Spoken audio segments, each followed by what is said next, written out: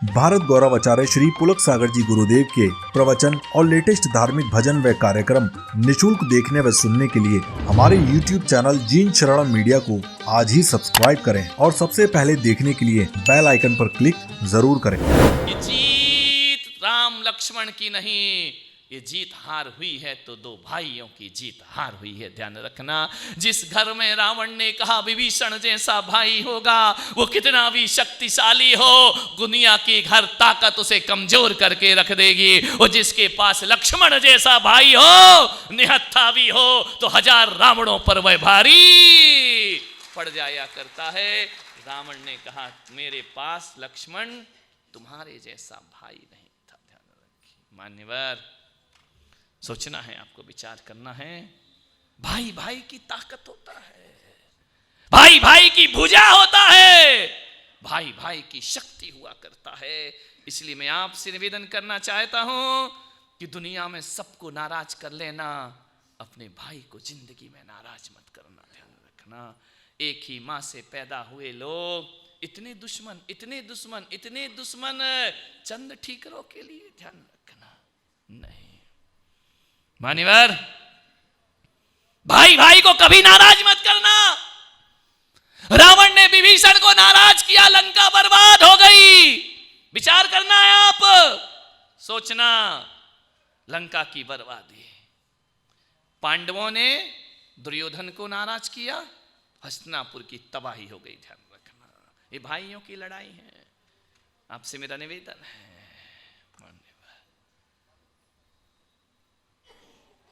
रिलायंस बंधु, दो भाइयों की लड़ाई।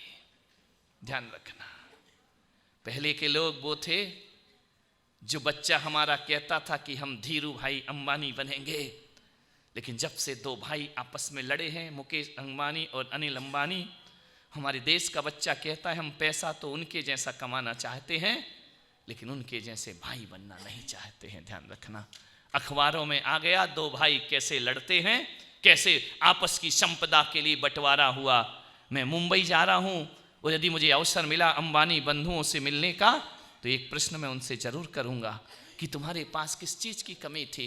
अपार दौलत तुम्हारे पास, अरे इतनी दौलत तुम्हारे पास है कि तुम पूरे हिंदुस्तान की गरीबी 2 दिन में मिटा सकते हो। इतना पैसा तुम्हारे पास है, तुम्हारे पास इतनी दौलत है कि तुम चाहो तो एक और बॉम्बे तैयार करके रख सकते हो। तुम्हारे पास बहुत कुछ है, क्या फर्क पड़ता? 150 करोड़ इधर के उधर हो जाते, बड़े भाई पे ज्यादा, छोटे पे ज्यादा चले जाते, क्या फर्क पड़ जाता उनके जीवन में? अरे उनकी 10 पीढ़ियां भी बैठकर खाएं तो उनके यहाँ दौलत की कमी पड़ने वाली नहीं है। क्यों लड़े ये दोनों भाई आपस में? ध्यान रखना, अखबारों के फ्रंट पर इनकी कहानियां आ गई। ध्यान रखना, मैं उनसे पूछना चाहता हूं मेरी खबर पहुंचाओ, या मैं खुद उनसे एक दिन मिलूंगा तो कहूंगा बताओ 100, 200, 1000 करोड़, 1200 करोड़ के लिए इतना झगड़ा क्यों किया तुमने? कि हमारे देश का बच्चा कहता है कि पैसा उनके जैसा होना चाहिए, लेकिन भाई उनके जैसे।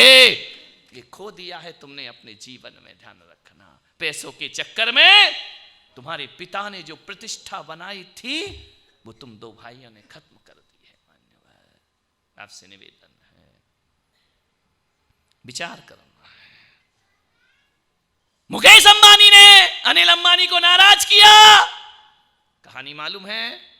और जाऊं, प्रमोद महाजन ने प्रवीण महाजन को नाराज किया, रिजल्ट मालूम है क्या हुआ? मालूम है ना?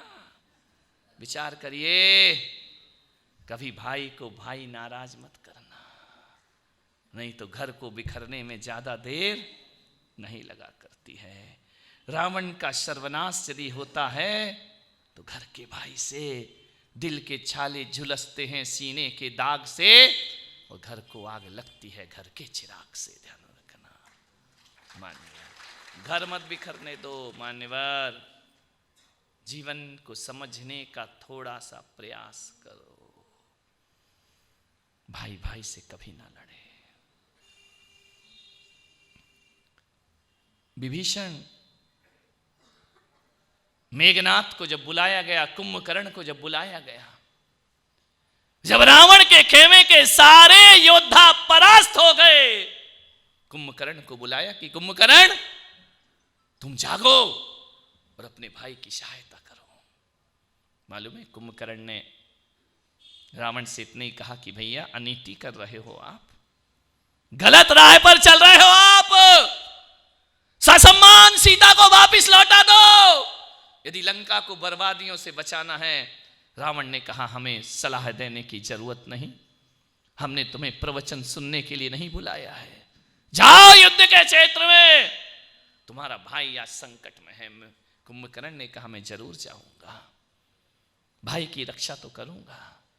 यदि लक्ष्मण भ्रात भक्त है तो कुंभकर्ण भी अपने भाई का भक्त हुआ करता है। ध्यान रखना, नीति अनीति अलग चीज है, लेकिन जब कुल पर बात आती है तो कुंभकर्ण राम के पक्ष में नहीं, ये जीवन के अंतिम समय तक रावण के पक्ष में खड़ा रहेगा। ध्यान रखना, मैं भाई से विश्वासघात नहीं करूंगा। विभीषण से मुलाकात हुई कुंभकर्ण की। कुंभकर्ण ने कहा कि भैया, विभीषण ने बोला भैया तुम रावण का साथ दे रहे हो। कुंभकर्ण ने कहा कि ध्यान रख, यदि राम के प्रति लक्ष्मण समर्पित है और भरत के प्रति शत्रुघ्न समर्पित है तो भ्रात प्रेम में कुंभकर्ण भी रावण के लिए समर्पित रहेगा। रावण मेरा भाई है, रावण मेरा खून है, रावण मेरा वंश है, भले गलत काम कर रहा हो, लेकिन एक बात याद रखना, मैं उसके गलत काम का साथ नहीं दूंगा, लेकिन भ्रात द्रोही का अपमान लेकर मैं कभी जीने वाला नहीं हूं। रावण, विभीषण ने कहा भैया रावण ने तो गलती की, इसलिए मैं राम के पक्ष में आ गया, मैं धर्म के विरुद्ध नहीं जा सकता हूं। बड़ी महत्वपूर्ण बात कुंभकर्ण ने कही विभीषण को कि विभीषण तू कितना भी राम की शरण में चला जा, कितना भी धार्मिक लिबाजा ओढ़ ले, कितना भी अंदर से धार्मिक हो जाए, लेकिन विभीषण एक बात याद रखना, दुनिया जब भी तुझे याद करेगी ना तो कुल द्रोही कह करके याद करेगी, तुझे भ्रात द्रोही कह करके कोई तुझे धर्मात्मा नहीं मानेगा। और आज ध्यान रखना, विभीषण से कहा कुंभकर्ण ने कि दुनिया तुझे अच्छे रूप में कभी याद नहीं करेगी, भले तू राम की सेवा में चला गया, राम की भक्ति कर रहा है, भले तू सत्य के पक्ष में खड़ा हो गया है, लेकिन कलयुग में कोई भी आदमी कितना भी राम भक्त क्यों ना हो, वो अपनी औलाद का नाम विभीषण कभी नहीं रखेगा। ध्यान रखना, क्योंकि तूने कुल का घात किया है, तूने वंश का नाश किया है, तूने एक भाई से तो बचा। इतने लोग बैठे हैं, कोई अपने बच्चे का नाम विभीषण रख सकता है? बोलिए, कोई बच्चा आए मेरे पास में नाम रख दो। विभीषण तो धार्मिक आदमी था ना। ध्यान रखना, कितने भी धार्मिक हो जाओ, अपने कुल का खानदान का सत्यानाश करने वाला कभी लोगों के द्वारा आदर्श नहीं बन सकता है। ध्यान रखना, कुंभकर्ण ने कहा विभीषण तुम कभी भी दुनिया के आदर्श नहीं बन पाओगे। हाँ, यदि कोई धोखे से किसी को विभीषण कह देगा तो तुम सम्मान के कारण नहीं, तुम्हारा नाम अपमान का कारण बन जाएगा। ध्यान रखिए। आप बोलिए, आपसे मैं निवेदन करता हूं, यदि आपको कोई कहे कि फलाने चंद तू तो विभीषण है, विभीषण, इतना सुनते छाती में दर्द हो जाता है, मैं विभीषण हूं। ध्यान रखना, जबकि विभीषण सादगी वाले थे, धर्मात्मा थे, लेकिन कुल का घात करने से विभीषण को आदर्श पुरुष नहीं माना जा सकता है। ध्यान रखिए, आदर्श पुरुष तो वो हुआ करते हैं कि एक भाई को वनवास मिलता है तो दूसरा भाई 14 वर्ष सिंहासन पर बैठा नहीं करता है। भरत जी का नाम आदर्श का नाम आया करता है, भरत को सम्मान से पूजा जाता है, भरत का आदर्श है। हमारे समाज में भरत नाम तो रखे जाते हैं गर्व से, लेकिन विभीषण नाम गर्व से नहीं रखा जाता है। कुल का द्रोह मत करो, कुल का घात मत करो,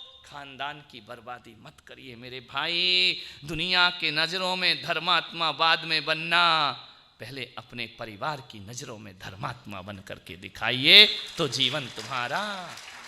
घर का परिवार बिखरा पड़ा है, मंदिर में समाज को संभाल रहे हो, ध्यान रखना। घर संभलता नहीं है, देश संभालने की बात करते हो। घर के भाई भूखन मरे दानी हुए तो क्या हुए, और जाना नहीं निज आत्मा ज्ञानी हुए तो क्या खाक ज्ञानी हुए। पहले घर संभालो। मान्यवर, मैं आपसे निवेदन करने जा रहा हूं, घर होता है, परिवार होता है, कहा सुनी हो जाती है, शादी के बाद ज्यादा होता है सब चौपट। ध्यान रखना, शादी के पहले तो दोनों एक ही होते हैं, दोनों लड़ते हैं, झगड़ते हैं। बचपन में दो भाई कितने लड़ते थे, आपस में मारपीट भी कर लेते थे, एक दूसरे के बाल भी पकड़ लेते थे, गाली गलौच भी कर लेते थे, लड़ लिया झगड़ लिया, थोड़ी देर बाद पता चला दोनों गले में हाथ डालकर घूमा करते थे। वो दुश्मनी नहीं हुआ करती थी, वो क्षणिक लड़ाई हुआ करती थी। आज तो ये हाल है, अरे छोटे थे तो हम लड़ झगड़ के फिर दोनों भाई एक थाली में खाना खाने लगते थे, फिर साथ साथ खेलने लगते थे, बोलने लगते थे। ध्यान रखना, दिन में 100 बार लड़ते थे तो 100 बार दोस्ती होती थी। आज बड़े इतने बड़े हो गए कि एक बार लड़ते हो और जिंदगी भर बोलचाल बंद कर दिया करते हो। अरे ऐसे बड़ेपन से तो अच्छा लगता है भगवान मेरा बचपना बहुत अच्छा था, ऐसा बड़ा बनना किस काम का हुआ। वो बचपना कितना अच्छा था, लड़ लिया झगड़ लिया, मम्मी ने डांट दिया फटकार दिया, दूसरे दिन फिर दोनों एक ही पलंग पर सो जाते हैं, फिर साथ साथ रहना प्रारंभ। लड़ाई झगड़ा बुरा नहीं है, लेकिन दुश्मनी करना ये बहुत बुरी बात हुआ करती है। बड़े होकर इतनी सी बात पे जिंदगी भर बोलचाल बंद कर देते हो। मान्यवर, ये बड़कपन है तुम्हारा, इससे अच्छा तो बचपना होता है। मान्यवर, निवेदन है आपसे, भाई भाई का द्रोह ना करे। 10 लाख रुपए कमाओ, 5 लाख रुपए कमाओ, भाई को जरूरत है तो पहले उसकी सहायता करो। मैं पुलक सागर कहता हूं कि मंदिर का चढ़ावा बाद में लेना, यदि भाई संकट में है तो पहला दान भाई को करना चाहिए। मेरे भाई, ये मंदिर के चढ़ावों से तुम्हें मुक्ति मिलने वाली नहीं है।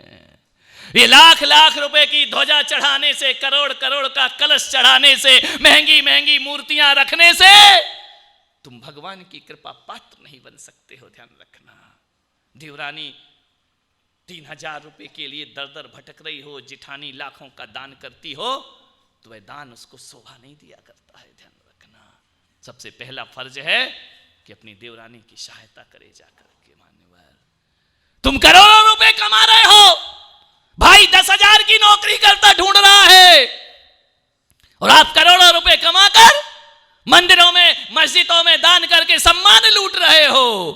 मैं पुलक सागर कहता हूं कि स्टेज पर सम्मान पाने का हक आपको नहीं है। ध्यान रखना, वो 10,000 रुपए की नौकरी ढूंढ रहा है ना, जाओ 20 लाख की 11 लाख की बोली लेते हो भगवान के अभिषेक की, 10 लाख रुपए उस भाई को देना कि पहले बेटा तू अपना व्यापार जमा, 10,000 की नौकरी छोड़, दर दर भटकना छोड़।